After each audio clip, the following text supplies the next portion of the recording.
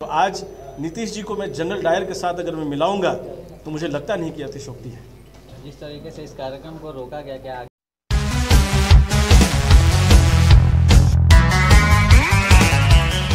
बिहार के इतिहास में जब भी इस दिन की चर्चा होगी, इस दिन को निस्संदेह काला दिवस कहा जाएगा। इसलिए नहीं क्योंकि भारतीय जनता पार्टी के कार्यकर्ता प्रतिरोध कर रहे थे, उनको रोका गया, लेकिन जिस तरीके से प्लान्ड तरीके से सरकार और प्रशासन ने टारगेट करके भारतीय जनता पार्टी के कार्यकर्ताओं पे हमला किया और जान लेने की हमला की। जो पुलिस मैनुअल हम लोग पढ़ते हैं, कमर के नीचे पहले उनको सावधान करेंगे, फिर मारेंगे, उसके बाद वैसे करके, और मैं खुद उसका साक्षी हूँ कि किस तरीके से मेरे सर पे भी लाठी से मारा गया, या जो भी उनके हाथ में अस्त्र था, ध्यान नहीं है उस समय, तो जिस तरह से मारा गया और मेरे सर पे 14 टाँके आए। मुझे लगता है कि ये अपने आप में बताने के लिए काफ़ी है कि किस तरह का प्रदर्शन उस दिन चल रहा था और पुलिस की मंशा उस दिन क्या थी। हम एक संवैधानिक प्रक्रिया की तरह अपनी बातों को मांगने, अपनी मांगों को रखने के लिए सरकार को प्रतिरोध शांतिपूर्ण ढंग से हम दिखा रहे थे। हमारे यहाँ से कहीं भी, आप प्रेस मीडिया के सारे साथी वहाँ पे होंगे और थे भी, कुछ तो आपके साथियों को भी चोट लगी है उसमें, कहीं से भी एक भी विजुअल आपको नहीं मिलेगा जहाँ भारतीय जनता पार्टी के कार्यकर्ताओं ने उपद्रव किया होगा या कभी भी हिंसा के रास्तों को अपनाया होगा। बल्कि आपके पास जितने भी फुटेज होंगे, उस सारे फुटेज में आपको दिखेगा कि पुलिस किस तरीके से हमारी माताएं, बहनें, साथी कार्यकर्ता, हमारे वृद्ध कार्यकर्ता, हमारे पार्टी के सांसद, हमारे पार्टी के विधायक, हमारे पार्टी के पदाधिकारियों, सीनियर पदाधिकारियों, हमारे प्रतिपक्ष के नेता, उनको पुलिस किस तरीके से बर्बरता से पीट रही थी। पहले चोट लगा, अगर वो गिर गए तो चोट गिरने के बाद उनको मार रहा था।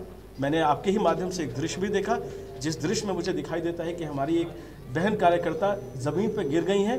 वो कह रही हैं कि मेरा साड़ी ऊपर हो गया है, मेरे कपड़ों का तो आप ख्याल रखिए, और ऊपर से लोग मारे जा रहे हैं वहाँ पे। एक वरिष्ठ साथी को मैंने देखा, एक वृद्ध कार्यकर्ता अभिभावक को मैंने देखा कि वो गिरे हुए हैं, उनके ऊपर पुलिस ऐसे डंडे मार रही है जैसे कि वो एक इंसान हो ही नहीं, एक जीव भी नहीं हो, उनके अंदर कोई आत्मा भी नहीं हो, वैसे पिटाई कर रहे थे। ये कोई तरीका नहीं है किसी एक लोकतांत्रिक राज्य में अगर कोई आपका प्रतिरोध करा तो उसको ऐसे दमन करने का। इतिहास का विद्यार्थी हूँ, मैंने वैसे हमें सीखा है कि जनरल डायर की कहानियों को हम सुनते थे कि आप जब भी हमारा प्रतिरोध करेंगे हम इसका दमन कर देंगे। ये बिहार में उसी तरीके से दिखा था। क्या सरकार की मंशा ही थी क्या कि लाठी चल रहा? निसंदेह, क्योंकि इस पूरे अभियान में, इस पूरे प्रतिरोध मार्च हमारा जो था, आक्रोश मार्च था, उसमें पहला डंडा मुझे ही पड़ा है। और मैं विश्वसनीयता के साथ में और पूरी गंभीरता के साथ में ये आपको कहना चाहता हूँ कि मेरे तरफ से कोई भी प्रोवोकेशन पुलिस को नहीं हुआ था। वहाँ पे अपने मीडिया के साथी कर्मी भी थे, अपने सीसीटीवी कैमरा भी थे वहाँ पे। मैं सामने खड़ा था, पुलिसकर्मी वहाँ से दौड़ के आए कि मिर्ची हाथ पे तुम लोग मारता है भाजपा वाला, जो भी उनका बोलने का स्टाइल हो। मैंने कहा कि भाई हमारे हाथ में तो कुछ भी नहीं है, हम काहे क्लिक ये करेंगे। हमारे सर पे पीछे से वार किया गया और तब मेरा सर फूटा और खून निकलना शुरू हुआ और 14 टाँके लगे उसके बाद। तो कम से कम मैं तो इस बात को गंभीरता से, इस बात की पुष्टि करता हूं कि मेरे तरफ से कोई प्रोवोकेशन पुलिस की तरफ नहीं हुआ। बैरिकेशन से मैं कम से कम कुछ नहीं तो 150 से 200 मीटर दूर था वहां से। बैरिकेड टूटता तब तो वहां तक कोई परेशानी थी। मैं अगर साथी कार्यकर्ताओं के साथ में अगर कुछ उन पर हमला करता तब तो समझ में आता, अकेला था मैं वहाँ पर। उसके बाद भी इस तरह की घटना, सर पे मारना, आप पहले चेतावनी देते या किसी भी कार्यकर्ता को। आपने तमाम जो वीडियो फुटेजेस देखा, हमारे एक साथी भाई की हत्या भी हो गई। इसमें हत्या के ऊपर जिस तरह से उल्लास मनाया गया, जिस तरह से उसका मजाक बनाया गया पार्टी के, विपक्षी पार्टी के लोगों द्वारा, और प्रशासन ने जिस तरह से उसके ऊपर बयान दिया, वो बिल्कुल अच्छा नहीं था। मैं इससे अच्छा शब्द इस्तेमाल भी नहीं कर सकता कि जो क्रोध और जो पीड़ा इस विषय को लेके हम लोग के बीच में है, हम लोग के अंदर में है, वो कम से कम हम उसका आदर तो नहीं करते। क्या लग रहा है कि अब पहले आक्रोश में डंडे से पिटाई होती थी, लेकिन अब हत्या भी की जा रही है, पूरा साजिश रचा जा रहा है? क्या लग रहा है, सरकार इस तरह से भी कर रहे हैं क्या पहल? नीतीश जी के साथ हमारी सरकार रही है, भारतीय जनता पार्टी, हम इससे भाग नहीं सकते हैं और हम इसको गंभीरता से कहते हैं कि हम उनके साथ सरकार में थे। न्याय से विकास की बात करने वाले मुख्यमंत्री ये कैसा न्याय दे रहे हैं आज, उनको इस बात पे चिंता करनी चाहिए, इसका वापस उनको विश्लेषण करना चाहिए।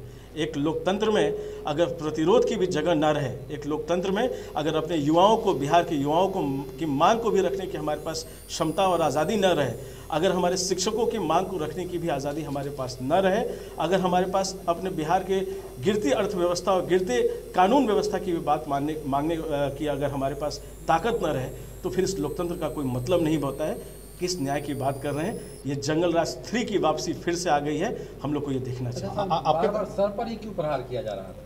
मैं तो कह रहा हूँ कि सरकार की मंशा थी कि भारतीय जनता पार्टी के कार्यकर्ताओं को जान से मार देना है। ये काम अभी यहाँ तक ही खत्म नहीं हुआ था।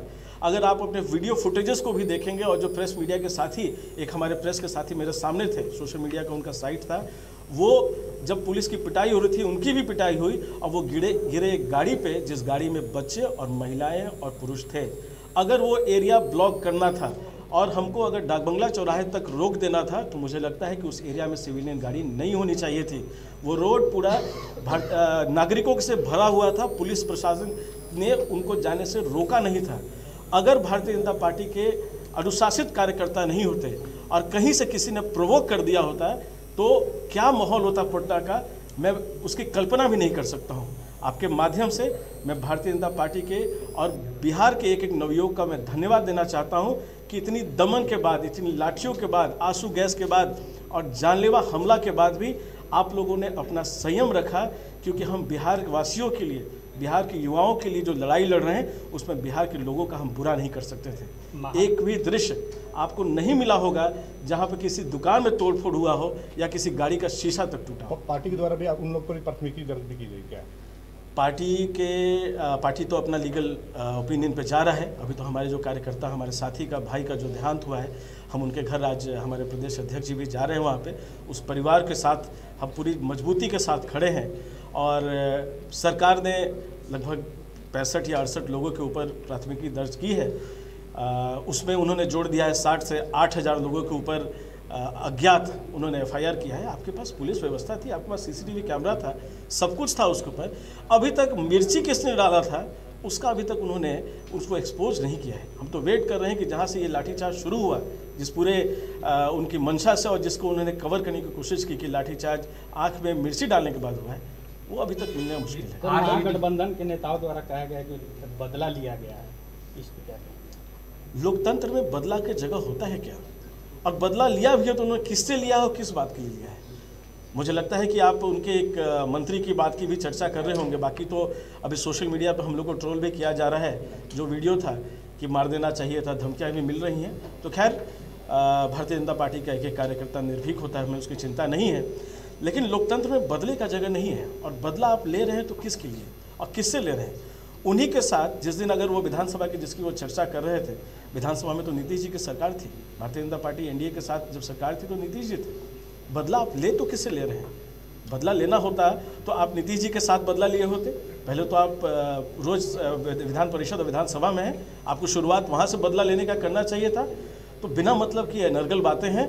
आपको इस तरह की बात करके आने वाली पीढ़ियों को भी ऐसा संदेश नहीं देना चाहिए। लोकतंत्र एक विचारधारा से चलता है, लोगों की मांग पर चलता है। व्यक्तिगत बदला का इसमें कोई जगह नहीं है, नहीं तो ये तो जंगल राज हो जाएगा। आगे अधिकारी जो सरकार है, अभी अधिकारी उनके इशारे पे काम कर रहे हैं। वैसे में जो पोस्टमार्टम रिपोर्ट है उस पर आने के बाद क्या विश्वास, कितना विश्वास करेंगे पार्टी? अब ये कहें कि पहले पोस्टमार्टम आया तब उनका रिप्लाई आया कि उनके रिप्लाई आने के बाद पोस्टमार्टम आया, ये तो एक अनुसंधान का विषय है। हमारे भाई का शव पोस्टमार्टम के लिए पड़ा हुआ था और उस पार्थिव शरीर के पास लोगों को जाने से भी रोका जा रहा था। हमारे नेताओं ने जाने की कोशिश की। आप एक बार आपके मीडिया के माध्यम से ही आपके भाइयों ने दिखाया कि किस तरह से उस परिवार में दुख का माहौल था, किस तरह उनकी पत्नी बिलख रही थी। वो कह रही थी कि एक रोटी खा के, जब हमने कहा कि एक रोटी और खा लीजिए, वो कह रहे थे कि अभी तो धरना में जाना है। और सरकार कह रही है कि आप धरना में आए ही नहीं थे। थोड़ा तो हमें वो सेंसिटिविटी होनी चाहिए। और पोस्टमार्टम के पहले ही आपने सर्टिफिकेट बना दिया कि उनकी हत्या या उनकी जो शहादत हुई, वो शहादत स्टैम्पीड से नहीं हुई या पुलिस के कारण नहीं हुई। तो एक पहले बयान आ गया, उसके बाद पोस्टमार्टम का रिपोर्ट आता है। तो अब इसमें छुपा हुआ क्या है, वो तो आप सब लोगों ने दिखाया है। सर क्या लगता है कि भाजपा को अब कहीं ऐसा ही अनुभव होता है कि सरकार में जब थे तो नीतीश कुमार जी को मुख्यमंत्री के तौर पर इतने दिन उन्होंने रखा, तो क्या अब अफसोस होता है कि उसमें हमें अपने पार्टी की तरफ से आगे बढ़नी चाहिए? नीतीश कुमार जी के इस नए रूप को देख के अफसोस निसंदेह होता है, लेकिन जब हम लोगों ने आज जिस जंगल राज 3 की मैं बात कर रहा हूँ, इसी के खिलाफ नीतीश जी के साथ हम लोग भारतीय जनता पार्टी के कार्यकर्ताओं ने संघर्ष किया। नीतीश जी की पार्टी अल्पमत में थी, तभी हम लोगों ने समर्थन करके सिर्फ इस जंगल राज बिहार के युवाओं के भविष्य को न खा जाए, उसके लिए हम लोग सरकार में साथ में एनडीए बन के आए थे। अफसोस आज नीतीश जी के इस नए रूप पे होता है, जो न्याय से विकास की बात करते थे, जो बात करते थे कि बिहार में कानून का राज होगा, लेकिन आज देख के कहीं नहीं लगता जिस तरह से बिहार में अपराध का ग्राफ बढ़ रहा है, हमारी बहनों के ऊपर उत्पीड़न हो रहा है। और कल तो 13 तारीख को जो ये घटना हुई आप सबके सामने है। अभी भी मैं इंतज़ार कर रहा हूँ उस वीडियो का जहाँ भारतीय जनता पार्टी का एक भी कार्यकर्ता अनुशासनहीनता करता हुआ पाया गया हो, जिसके कारण पुलिस को दमन करने की कोशिश करनी पड़ी। तो आज नीतीश जी को मैं जनरल डायर के साथ अगर मैं मिलाऊंगा तो मुझे लगता नहीं कि अतिशोक्ति है। जिस तरीके से इस कार्यक्रम को रोका गया, क्या आगे भी इस कार्यक्रम को जारी रखा जाएगा? भारतीय जनता पार्टी के एक एक कार्यकर्ता बिहार के विकास के लिए कटिबद्ध है, और अभी तो सिर्फ मेरा खून गिरा है और हमारे एक भाई की शहादत हुई है। ऐसे ऐसे कई शहादतों के लिए हम तैयार हैं, बिकॉज हमारा जो कमिटमेंट है वो बिहार के विकास के लिए, बिहार के युवाओं के लिए है, और बिहार को भारत का नंबर 1 प्रदेश बनाने के लिए है। इसीलिए एनडीए में हम लोग नीतीश जी के साथ भी आए थे। उनके कम विधायक होने के बाद भी हम लोगों ने सरकार उनके साथ उनको मुखिया बनाया था, उनको मुख्यमंत्री बनाया था, और ये हमारा कमिटमेंट कभी भी खत्म नहीं होगा। भारतीय जनता पार्टी का कार्यकर्ता अपने व्यक्तिगत हानि से डरता नहीं है। हम लोग एक के पीछे हमारी दूसरी फोर्स तैयार रहती है।